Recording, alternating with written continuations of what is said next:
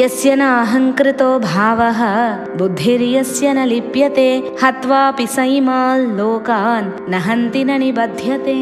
అహంకారం, కర్తృత్వ భావన లేకుండా ఏ పని చేసినా ఆ కర్మ యొక్క ఫలాలు అతనికి అంటవు. అతనికి ఆ కర్మ వల్ల కలిగే బంధనాలు బాధించవు. ఓ అర్జున, నీవు కూడా ఇటువంటి బుద్ధి కలిగి ఉండాలి. నేను ఈ యుద్ధం చేస్తున్నాను, నేను వీరినందరినీ చంపుతున్నాను, వీరంతా నా చేతిలో చస్తున్నారు అనే భావన వదిలిపెట్టి యుద్ధం చేయి. అప్పుడు నీవు ఈ యుద్ధంలో ఎంత మందిని చంపినా, నీవు ఎవరిని చంపినా చంపనట్టే. ఈ యుద్ధం వల్ల కలిగే పాపాలు నీకంటవు. ఎందుకంటే నీ విద్యుక్త ధర్మం నీవు నిర్వర్తిస్తున్నావు కాబట్టి. లౌకికంగా చూస్తే ఈ యుద్ధం రావడానికి, ఇందులో జనం చావడానికి నీ ఒక్కడవే కారణం కాదు, ఎన్నో కారణాలు. అంతా నా వల్లే జరుగుతుంది అనుకోవడం నీ అజ్ఞానం. అందుకని లేచి యుద్ధం చేయి అని కృష్ణుడు అర్జునుడికి ఒక చురక అంటించాడు.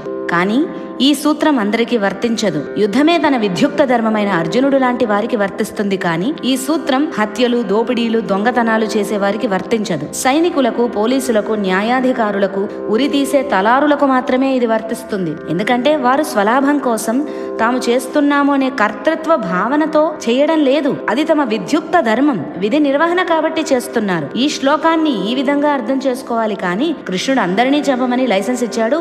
ఎవరిని ఎప్పుడు ఎక్కడ చంపినా చంపనట్టే అనే నేరాలకు పాల్పడకూడదు. ఆధ్యాత్మికంగా చూస్తే ఈ విశ్వాన్ని పరమాత్మ స్వరూపంగా చూసేవాడికి, అందరిలో ఆత్మస్వరూపుడుగా పరమాత్మ ఉన్నాడు అని భావించేవాడికి, నేనిదంతా చేస్తున్నాను అన్న అహంకారం కానీ, కర్తృత్వ భావన కానీ లేనివానికి, దేనితోనూ సంగం పెట్టుకోని వాడికి, తాను వేరు, ఈ శరీరం వేరు, మనస్సు, బుద్ధి, అహంకారం వేరు అని అనుకునేవాడికి, తాను ఆత్మస్వరూపుణ్ణి అని భావించేవాడికి ఏ బంధమూ కలగదు. తనలో ఉన్న ఆత్మ, సైనికులలో ఉన్న ఆత్మ ఒకటే అయినప్పుడు చంపేవాడెవడు, చచ్చేవాడెవడు? ఎవరూ చంపరు, చావరు. ఈ శరీరం అనిత్యం, ఇప్పుడు కాకపోతే ఎప్పుడో ఒకప్పుడు పోతుంది. కాబట్టి నేను చంపుతున్నాను అని అనుకోవడం అవివేకం.